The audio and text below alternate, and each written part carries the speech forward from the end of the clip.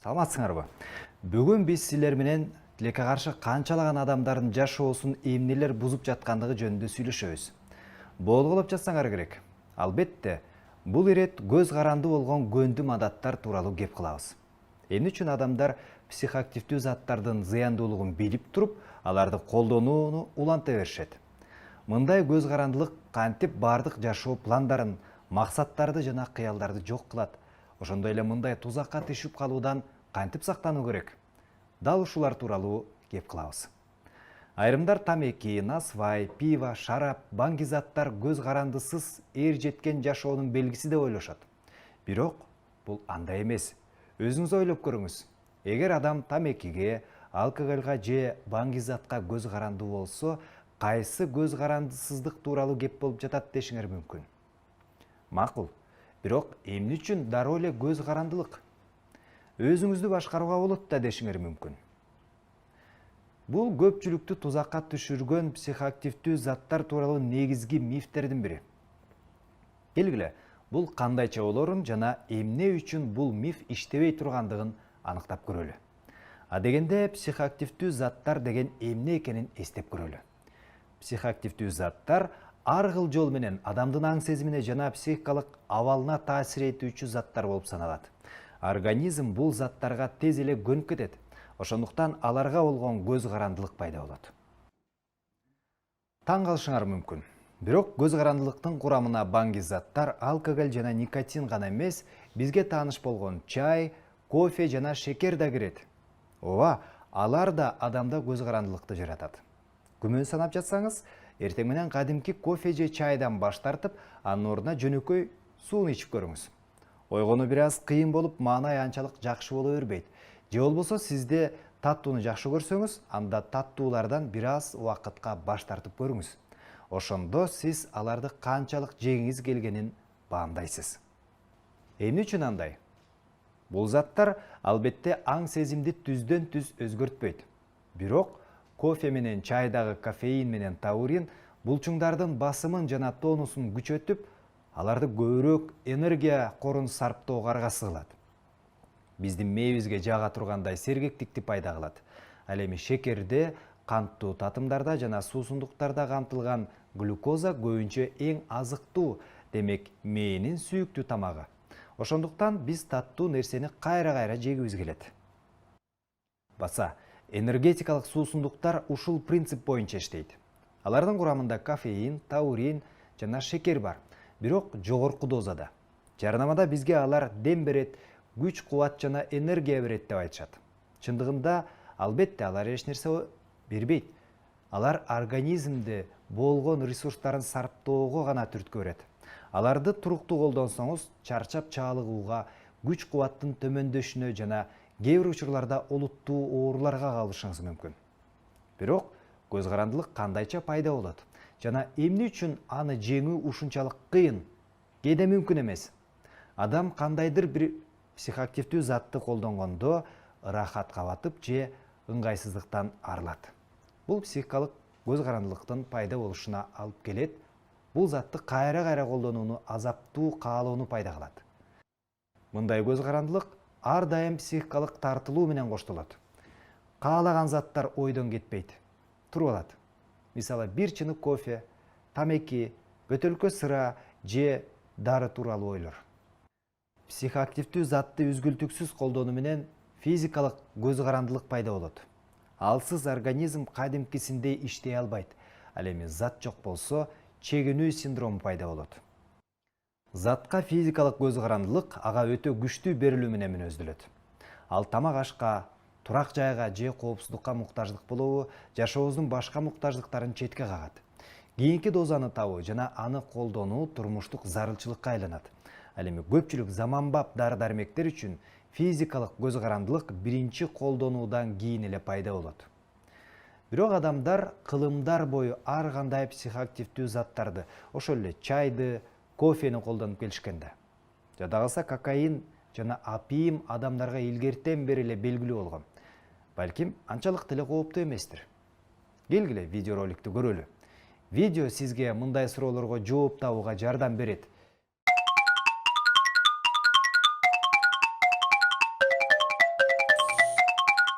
Бизге кичинебизден эле баңгизаттар жаман деп келишет. Бирок көпчүлүк учурда чоң кишилер жакшы үлгү болуп бере албай, өздөрү барып турган чеккичтер, спирт ичимдиктеринин сүйүүчүлөрү болуп жатышат. Чыныгында эле баңгизаттар зыянбы? Алар эмне үчүн адамдарды өзгөртөт жана алар кандай иштейт?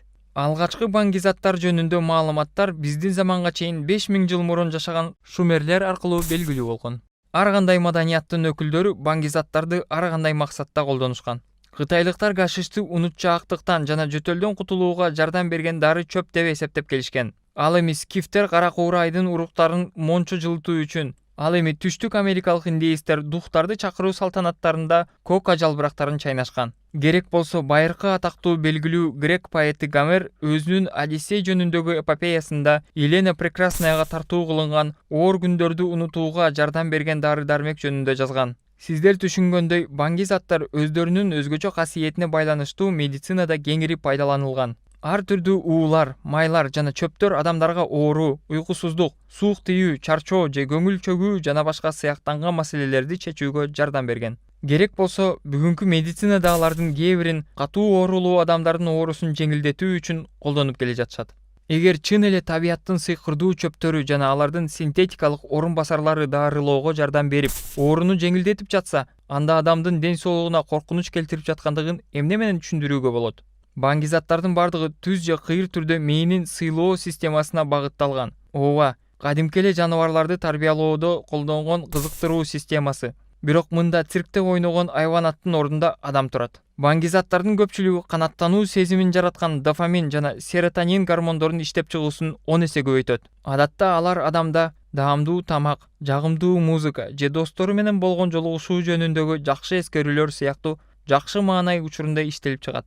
Баңгизаттар өз кезегинде канаттануу сезимине жасалма жол менен жетишип, сыйлоо системасын жөн гана алдап коюшат. Мындай кийлигишүү дофамин чыгарган нейрондорду 50% чейин талкалоо менен канаттануу борборунун иштешин өзгөртөт. Мурдагы канаттануу сезимине жетүү үчүн мээ баңгизаттын өлчөмүн тынымсыз жогорулатууну талап кылат. Мына ушундан көз карандылык келип чыгат. Баш тартуу синдромунан улам организм үчүн баңгизаттардан баш тартуу өтө татаал.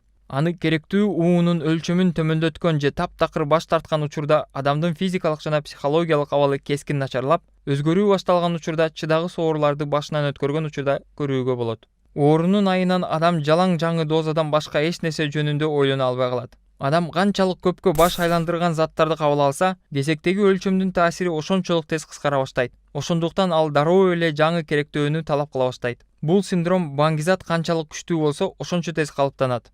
Уйкунун качышы, эске тутуунун начарлашы, баш оору, психоз, ачка болуу, импотенция, ар түрдүү органдардын иштөө режиминин бузулушу, инсульт жана инфаркт булар баңгизаттын берген натыйжасынын толук эмес тизмеги. Ал эми инъекциялык баңгизатты пайдалануу ар түрдүү инфекцияларга, анын ичинде айыкпаган ВИЧ инфекциясын жуктуруп алууга алып келет. Илим жана медицинанын өнүгүүсү менен наркотиктерди пайдалануу өзгөрдү. 19-кылымда, керек болсо 20-кылымдын башында да курамында героин, кокаин, морфий, метамфетамин жана башка көптөгөн тыюу салынган заттардын камтыган товарлар эркин сатылган. Булар ар түрдүү оорулардын дарысы катары сатылган. Керек болсо баарыбызга белгилүү Coca-Cola 1886 жылдан тартып 1903 жылга чейин дарылык касиети бар суусундук катары сатылган жана анын курамында кокаин болгон. Биздин организмибиздин ресурстары чексиз эмес жана наркотиктердин кайсынысы болбосун тигил же бул деңгээлде өз зыянын тийгизбей койбойт. Керек болсо ичимдик жана тамеки сыяктуу легалдуу баңгизаттар көптөгөн көйгөйлөрдүн себеби болушу мүмкүн. Андыктан балдар, көчөдө пальто кийип магиялык таблеткаларды жана порошокторду сунуштаган шектүү адамдардан этият болгула жана баңгизат бул абдан жаман экендигин эсиңерден чыгарбагыла. Демек, биз азыр психоактивдүү заттар убактылуу гана ырахат алып келерин билдик. Алар аң сезимди, андан кийин инсанды өзгөртөт. Адам андан кийин өзүнө таандык болбой калат. Аны көз карандылык башкарат. Аны жеңүү өтө кыйын, айрыкча атайын жардам болбосо.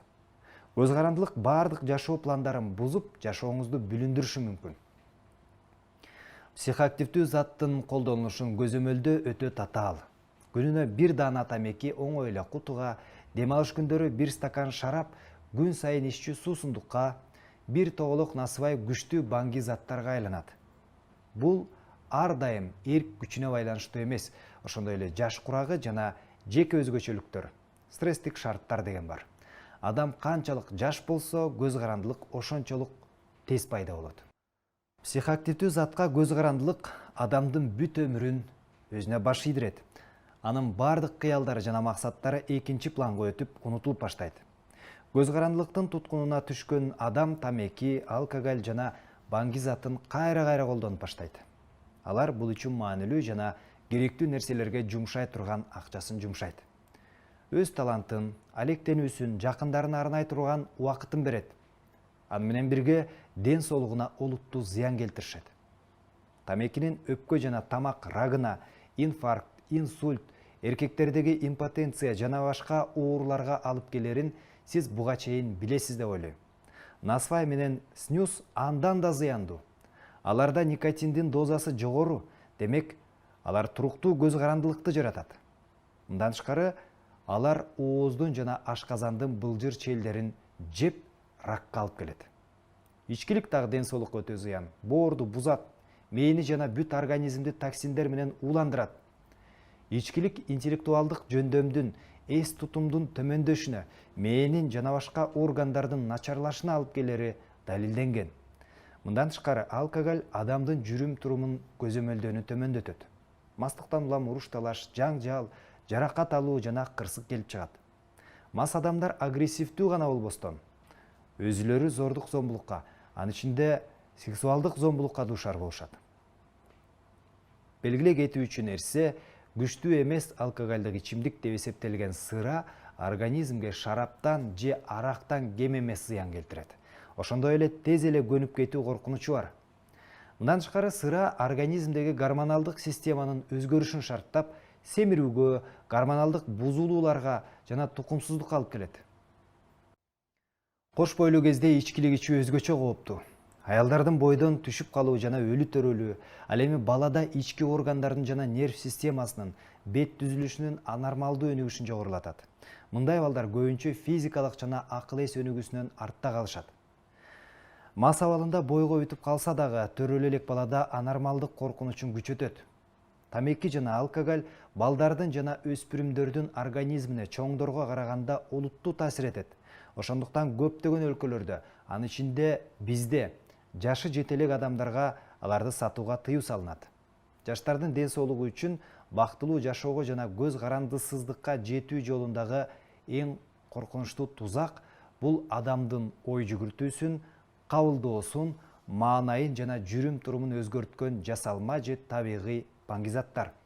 Алар адамдын физикалык жана психикалык ден соолугун, акыры барып анын жашоосун талкалайт.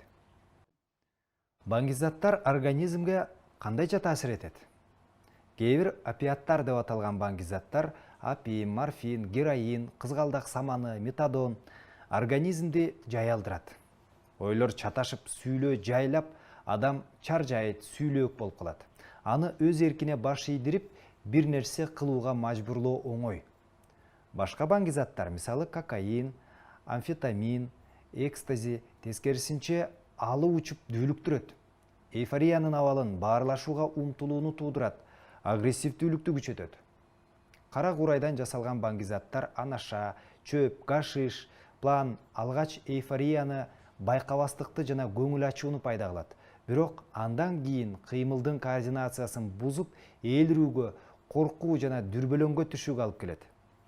Спайс деле ошондой кооптуу синтетикалык баңги заты менен тамекинин жана ар кандай чөптөрдүн аралашмасы.